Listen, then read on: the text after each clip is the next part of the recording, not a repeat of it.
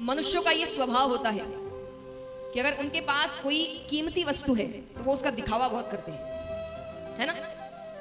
हर किसी का ये स्वभाव होता है, हर कोई। अब कितनी मात्रा में दिखावा कर रहे हैं वो निर्भर करता है, कोई बहुत ज्यादा करता है, कोई बहुत कम करता है। अब जैसे महिलाएं हैं, मान लीजिए अगर उन्होंने कोई सुंदर चूड़ी पहनी है या अंगूठी पहनी है तो उस दिन उनकी सारी बातें उनके हाथों से होगी। कहां जा रही है? यहां रख दो, यहां से लेकर जाओ। सारी बातें हाथों से होती है। या मान लो कोई सुंदर हार पहना है तो उसको बार बार ठीक करे, सामने वाले की नजर अपने आप पड़ेगी, भाई इतने बार अगर उसको ठीक करेंगे तो आप भी कम नहीं है। बड़ी हंसी आ रही है। उनको जेवरों का शौक है तो आपको घड़ियों का, अच्छे अच्छे फोन का शौक है। ना फोन आया होता है ना मैसेज आया होता है, जबरदस्ती जेब से निकालेंगे, सामने वाला देखे भाई हाथ में अच्छा फोन है। यानी अर्थ क्या हुआ कि दिखावा सब करते हैं, जरूरी नहीं है नहीं करना चाहिए। यानी दिखावा सब करते हैं, ये मनुष्य का स्वभाव है। तो सत्यवती राजा भले ही तपस्या करी पर है तो मनुष्य, तो स्वभाव है। अब वो मणि हर जगह पहन कर जाए, हर जगह, कोई भी सभा में, और जब भी कोई सामने व्यक्ति आए उसको बार बार ठीक करे, सीधा करे, उल्टा करे, सीधा करे, उल्टा करे। तो इतनी बार अगर आप किसी चीज को बार बार ठीक करोगे तो सामने वाले की नजर तो पड़ेगी। अब नजर पड़ी तो वो थी इतनी सुंदर मणि की कोई भी तारीफ करेगा कि भाई कितनी सुंदर मणि पहनी आपने गले में, प्रशंसा करे तो राजा को बड़ी खुशी होती। अब एक बार वो एक सभा में जाते हैं, वहां पर श्री कृष्ण भी आए हुए थे। देखिए अभी तो भगवान लीला कर रहे हैं, पृथ्वी पर है और मथुरा और द्वारका के राजा हैं भगवान। तो राजाओं का कोई भी सभा होती है तो वहां भगवान भी पहुंचते हैं। तो वहां पर भगवान भी आए। सत्यवती राजा ने वही हरकतें करी वापस, वो बार बार ठीक करे, सीधा करे, उल्टा करे।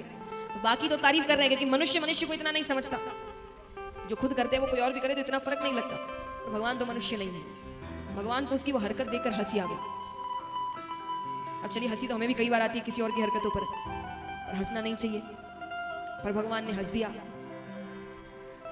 हंस दिया तो राजा ने देख लिया, राजा को बात अच्छी नहीं लगी, पर वो बात आई गई हो गई। अब कुछ समय बाद राजा के भाई वो मणि पहनकर शिकार खेलने जाते हैं। शिकार खेलने गए, वहां पर एक शेर उनके सामने आता है। शेर ने राजा के भाई को मार दिया। मणि लेकर शेर चले गए। थोड़ी दूर जाते हैं, शेर एक रीछ से मिलते हैं, दोनों के बीच युद्ध होता है। रीछ ने शेर को मार दिया। अब वो रीछ मणि लेकर अपनी गुफा में जाकर उसने अपने बच्चों को खेलने के लिए दे दिया। अब राजा को बात पता चलती है, राजा आए, भाई का शरीर तो मिल गया पर मणि गायब है। अब किसके दिमाग में आएगा कि वो कहां दूर गुफा में जाकर वो मणि रखी है। आजू बाजू देखते हैं कहीं पड़ी हो तो नहीं मिलता। वापस अपने राज्य जाते हैं तो कई मित्र इत्यादि मिलने आते हैं। तो सबने पूछा भाई वो मणि कहां गई? बोले पता नहीं, लगता है चुरा ली होगी किसी ने, क्योंकि गिरी होती तो आसपास ही दिख गई होती, यानी कोई उठा के ले गया। कई ऐसे लोग मित्र आपके होंगे, मित्र नहीं कहूंगी, मित्र के नाम पर होंगे ऐसे आसपास आपके लोग, तो काम कुछ नहीं करेंगे पर दिखाएंगे बड़ा कि उनको चिंता बहुत है आपकी। तो उन मित्रों ने भी कहा कि किसी पर शक है। ऐसा नहीं कि वो शक बता दे तो वो उसके पास जाए कि हाँ भाई, नहीं, बस बातें बहुत है। तो किसी पे शक है, किसी ने कोई हरकत करी हो। तो ये सब सोच के राजा के मन में, हरकत किसने करी? हरकत तो एक ही ने करी थी। किसने करी थी? कृष्ण ने। तो उन्होंने कहा कि उसने तो तारीफ भी नहीं की और वो हंस भी रहा था मुझे देखकर। अब भगवान के दुश्मन कम नहीं है। उन्होंने कहा अरे उसी ने चुराई, वो तो है ही चोर। जाओ वृंदावन में सबसे पूछो, हर कोई यही कहेगा कि वो चोर है, चोरियां करता था। अब वो राजा जहां भी जाए सबसे एक ही बात कहे कि अरे आपने वो मणि देखी थी ना मेरे गले में? बोले हाँ। बोले वो कृष्ण ने चुरा ली। बात भगवान तक पहुंचती है।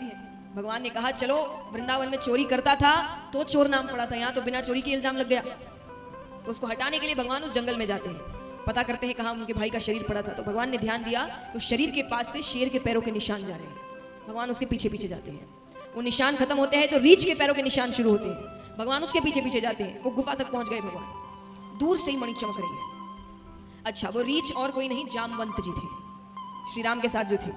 तो जामवंत जी थे। तो ठाकुर जी आते हैं, जामवंत जी से कहा कि मुझे वो मणि चाहिए, आपको बदले में जो धन इत्यादि चाहिए होगा उसके बदले में दे दूंगा। रीछ ने कहा नहीं, ये मणि मेरे बच्चों को अच्छी लग गई है, उनका खिलौना है, मैं उनको दुखी नहीं कर सकता। अरे भगवान कहते वो कोई खेलने की वस्तु नहीं है, वो एक देवता की मणि है। रीछ ने कहा इतना ही है तो युद्ध करो और ले जाओ। दोनों के बीच युद्ध होता है। युद्ध यानी हाथों से, मल्ल युद्ध कहते हैं उसे। तो युद्ध होता है, बहुत समय तक युद्ध चलता है। अब जामवंत जी को बार बार लग रहा है कि ये मुझे मार सकता है, ये इतना शक्तिशाली है कि मुझे मार सकता है, लेकिन बार बार दाव पलट देता है। अब देखिए, युद्ध करना तो दोनों को आता है, तो भगवान ऐसा कोई दाव खेलते थे कि थोड़ा सा भगवान ने हाथ इधर उधर किया कि उसकी मृत्यु हो जाएगी। पर भगवान जानबूझ के कभी हाथ ऐसा करते कि उनका हाथ फिसल गया, तो समझ रहे थे जामवंत जी कि ये जानबूझ के अपने दाव पलट रहा है, ये मुझे मार सकता है।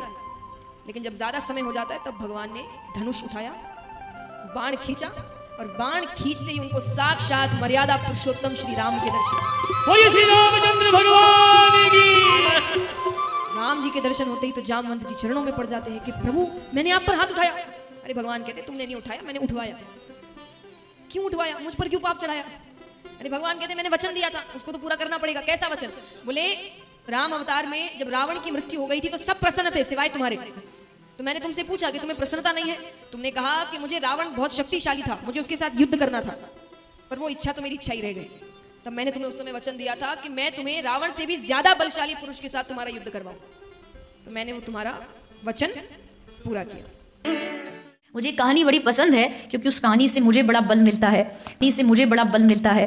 कोई एक मेढकों की जो रेस हो रही है, मेढक किसे कहते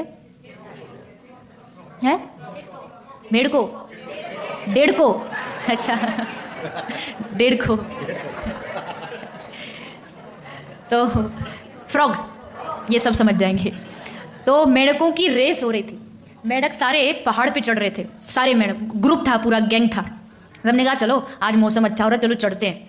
तो सारे चढ़ने लगे, पर चढ़े कैसे? वो एकदम बहुत शार्प था, एकदम जो माउंटेन था बहुत एकदम सीधा था। अब उस पर थोड़ा बहुत चढ़े फिर गिर जाए, थोड़ा बहुत चढ़े फिर गिर जाए, कुछ दूर चढ़े फिर गिरे, सब गिरते जा रहे थे। पर एक मेढक था, वो चढ़ता जा रहा, वो चढ़ता ही जा रहा, चढ़ता ही जा रहा, ऊपर ऊपर ऊपर ऊपर ऊपर चढ़ता चढ़ता। सब नीचे से, जो नीचे वाले वो उसको चिल्ला रहे कूद कूद के, अरे मच्छर गिर जाएगा, गिर जाएगा, मर जाएगा, वापस आ जा, तू गिरेगा तो हड्डी पसली सब टूट जाएगी, वापस आ। सब उछल उछल के उसे चिल्ला रहे, पर उसने एक ना सुनी। वो चढ़ता गया और पहाड़ पर चढ़ गया। मालूम है क्यों चढ़ गया? क्योंकि वो मेढक बहरा था, उसको कान से सुनाई नहीं देता था। इसलिए जब वो चिल्ला रहे थे ना खड़े होके, अरे गिर जाएगा मत चढ़, तो वो क्या सोच रहा था? ये सब कह रहे चढ़ जा, हम तेरे साथ है, तू चढ़, हम तेरे साथ। और चढ़ गए।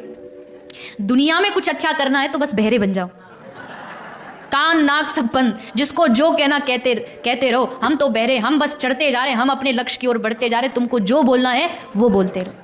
ये बात हृदय में जब आ जाती है ना, तब अच्छे काम के लिए और आगे बढ़ने के लिए प्रोत्साहन मिलता है।